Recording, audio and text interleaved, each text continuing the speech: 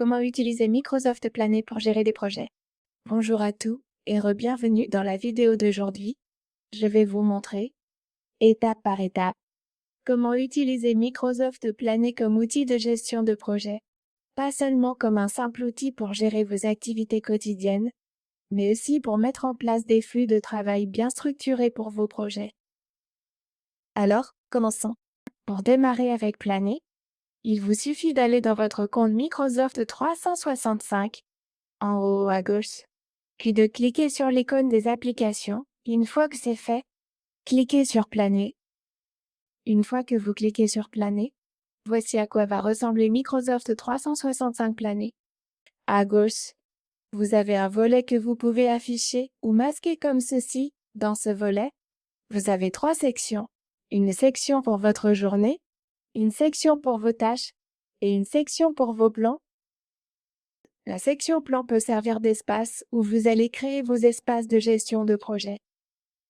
Ainsi, pour différents projets, vous pouvez créer différents plans dans Microsoft Planet. Pour cela, vous pouvez soit cliquer sur plan en bas, soit sur plan en haut à droite.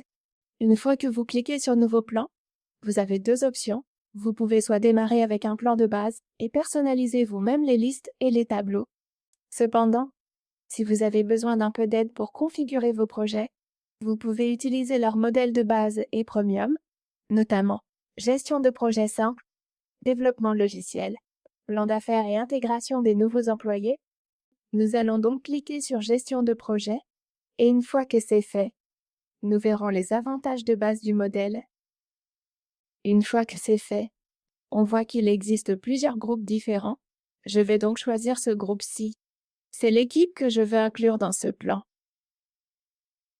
Si vous souhaitez créer un plan uniquement pour vous, vous pouvez ignorer cette option. Vous n'êtes pas obligé d'inclure un groupe.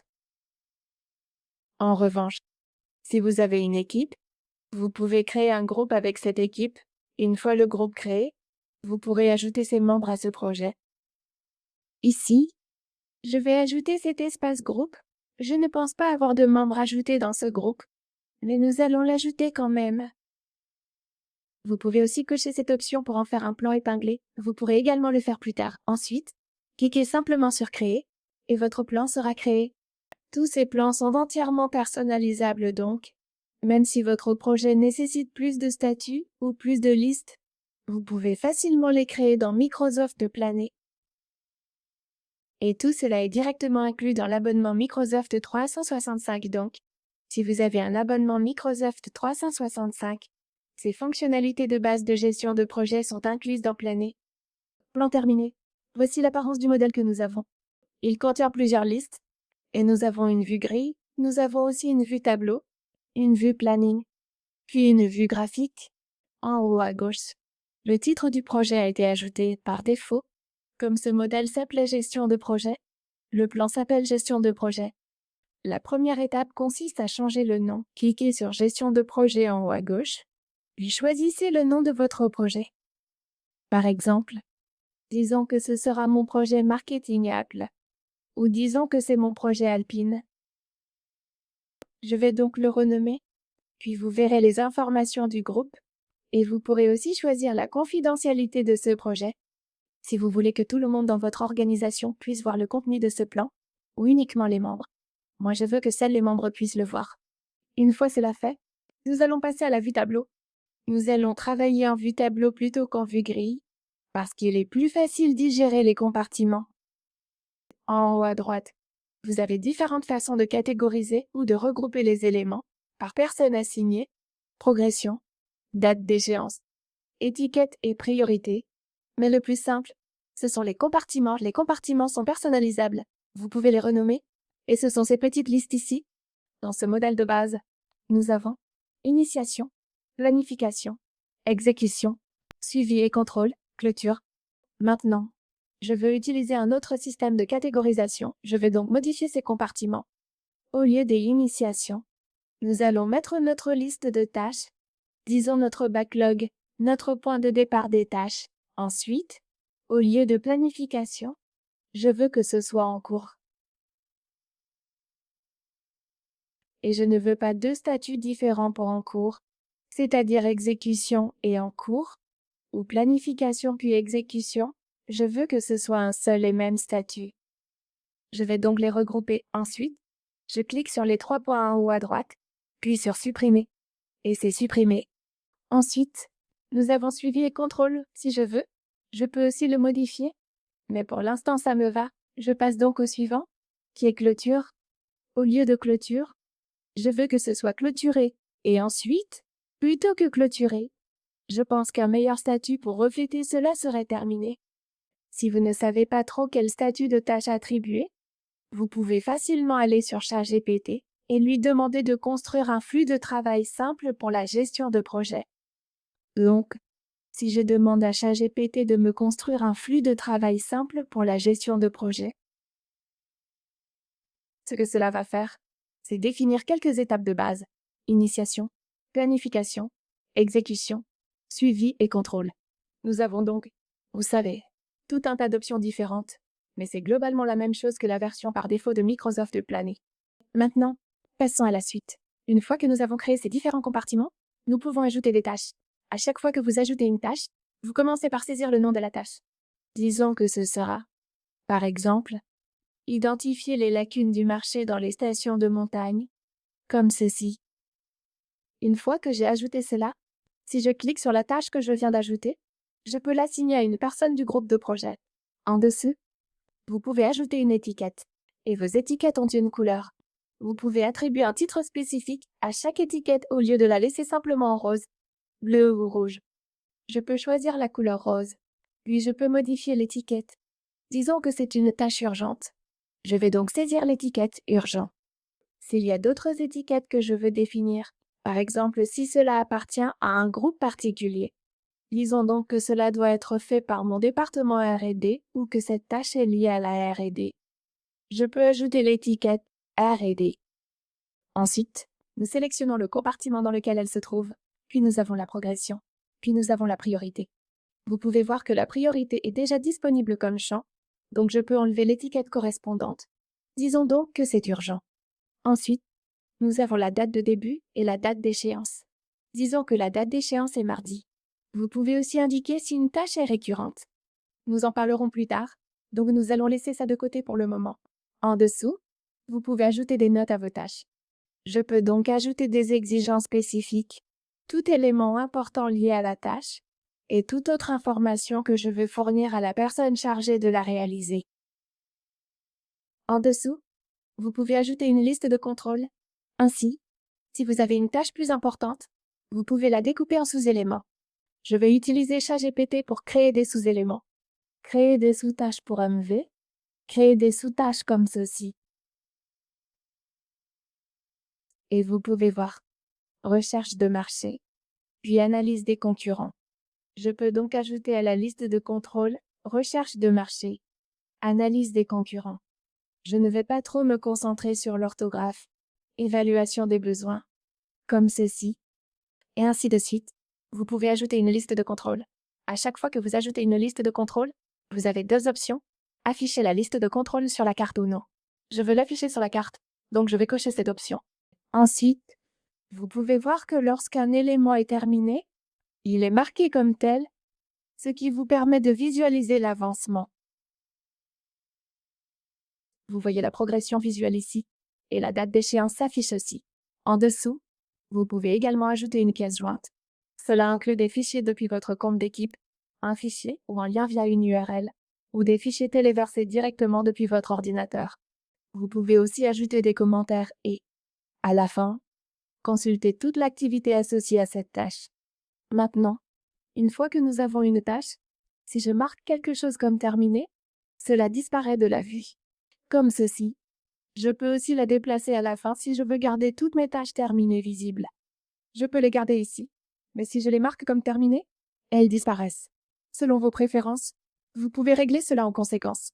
Maintenant, disons que nous terminons l'évaluation des besoins. Cela va m'indiquer que les 3 sous-tâches ont été terminées. Cependant, tant que les sous-tâches ne sont pas terminées, elles s'affichent juste sous la carte.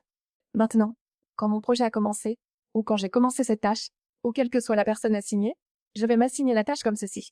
Ensuite, la personne assignée peut déplacer la tâche entre les différents compartiments. C'est une façon de gérer un projet. Sinon, vous pouvez ouvrir l'outil Planning et ajouter des tâches directement à chaque jour, comme ici. Au lieu d'ajouter des tâches manuellement, vous pouvez aussi en ajouter en masse. Vous pouvez donc cliquer sur « Ajouter une tâche » à droite et vous verrez toutes vos tâches non planifiées. Par exemple, je dois créer une nouvelle application pour la station VIX et je dois aussi concevoir un escalier, comme ceci. Nous avons donc plusieurs tâches pour lesquelles aucune date d'échéance n'a été définie. Si je vais dans l'outil de planification ici, vous verrez qu'à droite, il m'affiche mes tâches non planifiées et je peux les glisser-déposer sur une date précise. Et si ma tâche est plus importante et que je sais qu'il faudra plusieurs jours pour la terminer, je peux simplement cliquer et maintenir la tâche, puis l'étirer sur plusieurs dates. Disons que j'ai jusqu'au 25 pour terminer cela. Je peux la configurer comme ceci, avec une date de début et une date d'échéance. En revanche, si vous ne voulez définir qu'une date d'échéance, il suffit de tirer la tâche par l'une des extrémités. Donc l'extrémité de début, où vous pouvez simplement cliquer dessus et modifier la date de début pour la mettre au même jour que la date d'échéance. Ainsi, vous n'avez qu'une seule date à gérer. Je peux aussi faire glisser le reste de mes tâches. Ensuite, vous avez une section graphique dans votre planning. Dans la section graphique, vous avez les statuts, les compartiments, ainsi que les priorités, les membres et différents types de graphiques. Vous verrez donc, à droite, que cela vous donne toujours un résumé de toutes vos tâches, mais aussi des représentations ou des indicateurs visuels sur l'avancement de vos tâches. Cela affiche le nombre de tâches restantes, la répartition par compartiment, donc quel compartiment contient le plus de tâches, puis les priorités ainsi que les membres, c'est-à-dire à qui est attribuée quelle charge de travail. Maintenant, si nous passons à la vue grille, elle affiche essentiellement tout sous forme de liste, et c'est très pratique lorsque vous voulez consulter les priorités, l'avancement, les étiquettes, ou encore quelles tâches sont attribuées à qui. C'est une façon de gérer les projets. Il existe une autre méthode, et ici nous n'avons qu'un seul espace de projet. Disons maintenant que j'ai un autre projet, mais que je veux le faire fonctionner différemment. Je peux cliquer sur Nouveau plan, puis choisir un plan de base ici, et nous allons repartir de zéro. Dans ce projet en particulier, je vais utiliser une catégorisation basée sur l'équipe à laquelle il se rapporte. Disons que mon entreprise s'appelle Miraki. Je vais simplement cliquer sur Créer ici. Un plan vierge est maintenant créé. À partir de là, je peux créer mes propres compartiments. Donc, au lieu d'un compartiment à faire, je vais créer des compartiments pour les tâches finance, marketing et opérations et RH, ou simplement opérations. Disons que ce sont les 3 principaux départements de mon entreprise, et je veux leur ajouter des tâches sans que leurs compartiments soient séparés. Ainsi, les personnes de l'équipe finance peuvent simplement consulter le compartiment finance, et les personnes qui travaillent sur le marketing peuvent consulter le compartiment marketing pour voir leur avancement. Maintenant, je peux ajouter des tâches, par exemple configurer la paie ou effectuer le paiement du remboursement ITZ, puis traiter la paie de janvier. Puis, dans les tâches de réunion, je clique Ajouter tâche ou Marketing. Disons que je dois créer un short pour un produit comme celui-ci. Après cela, nous pouvons ajouter des tâches pour les opérations, et ainsi de suite. Mais vous pourriez vous dire, comment cela va-t-il fonctionner? Comment vais-je connaître l'avancement? Eh bien, lorsque vous construisez ou structurez votre gestionnaire de projet comme ça, vous allez ouvrir chaque tâche, puis renseigner son avancement. Cliquez sur En cours, l'icône s'affiche. Puis chacun peut aussi le marquer terminé facilement. Une fois qu'un élément est défini comme terminé, il est retiré de la liste des tâches. Donc seules les tâches non terminées s'affichent ici. Et lorsque vous voulez consulter l'avancement d'un département en particulier, il vous suffit de regarder l'avancement du compartiment correspondant, et vous pourrez voir à quel point chaque département est productif. Surtout si vous travaillez avec 2 équipes qui remplissent des fonctions similaires. C'est très pratique de créer un tableau pour elles dans un gestionnaire de projet où vos 2 équipes ou 2 sections de votre entreprise sont ajoutées dans le même tableau. Vous pouvez ainsi suivre facilement la quantité de travail effectué par chaque équipe, ce qui vous aide à quantifier leur avancement. Là encore, vous pouvez faire à peu près la même chose dans l'outil de planification et dans la vue grille. Si un plan ou projet est prioritaire, épinglez-le en cliquant en haut à gauche. Il restera toujours visible et apparaîtra ensuite dans la colonne de gauche, ici. Je peux aussi attribuer des membres directement et ajouter des étiquettes comme je le souhaite. Gardez à l'esprit que les étiquettes que vous créez dans un espace donné ne seront pas transférées dans un autre. Ainsi, différents projets ou différents plans peuvent avoir des étiquettes différentes, créées spécifiquement pour chacun. Vous pouvez aussi cliquer sur Partager, en haut à droite, pour inviter des membres ou l'ajouter à un groupe existant, et toutes les personnes présentes dans ce groupe seront ajoutées automatiquement à votre espace de projet. Cependant, parfois, même si vous travaillez sur un projet, vous pouvez vouloir consulter votre vue personnelle. En cela, si vous cliquez sur Ma journée dans Planer, cela affichera automatiquement toutes vos tâches incomplètes, ou celles qui doivent être effectuées dans la journée. Ensuite, vous avez une section appelée Mes tâches. Elle affiche toutes les tâches qui vous sont attribuées. Dans cette section, vous pouvez filtrer les tâches privées, celles qui vous sont attribuées, ou les emails marqués. Cela vous permet de vous concentrer sur votre travail personnel sans être perturbé par plusieurs projets à la fois, tout en restant au fait de vos projets. Ensuite, vous avez une section Mes plans qui affiche tous les plans. Nous avons donc notre projet Alpine et notre projet Miraki qui ont été créés. Vous pouvez aussi voir ici vos projets partagés, personnels ou épinglés.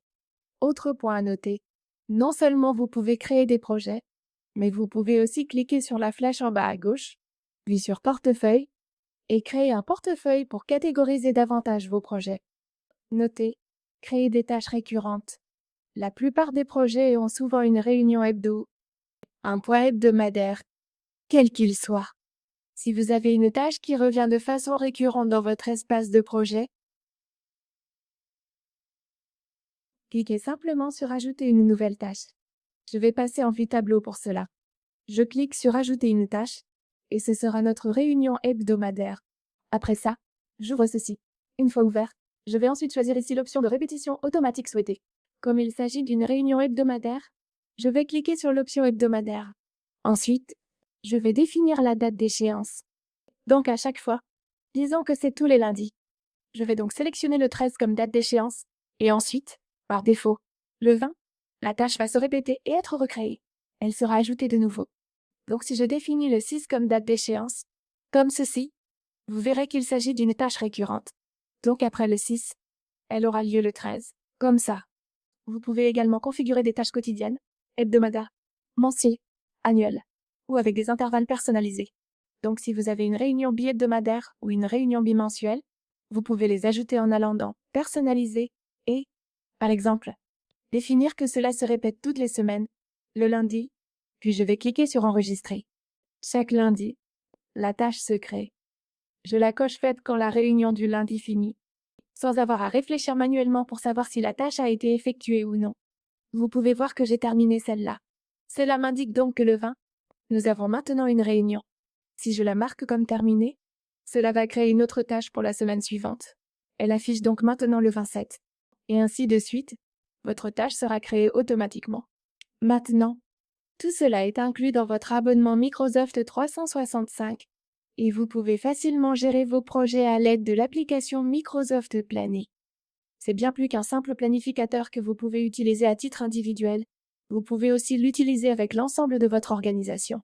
Et si vous cherchez à vous lancer dans la gestion de projet, Microsoft Project propose son propre outil dédié à la gestion de projet. Cependant, Microsoft Project n'est pas inclus dans l'abonnement Microsoft 365 par défaut que vous avez pu être. Vous devrez donc souscrire séparément, mais vous pouvez aussi découvrir Microsoft Project. Si vous estimez que Planner ne couvrira pas l'ensemble de vos besoins en gestion de projet, un abonnement Microsoft Project est l'évolution naturelle. J'espère donc que vous avez apprécié cette vidéo et que vous êtes maintenant en mesure de démarrer avec les outils de gestion de projet de Microsoft Planner. Ils sont performants, efficaces et parfaits pour toute personne qui utilise déjà l'écosystème Microsoft 365. J'espère que vous avez apprécié cette vidéo, et si c'est le cas, pensez à laisser un j'aime et à vous abonner, et je vous retrouve dans la prochaine vidéo.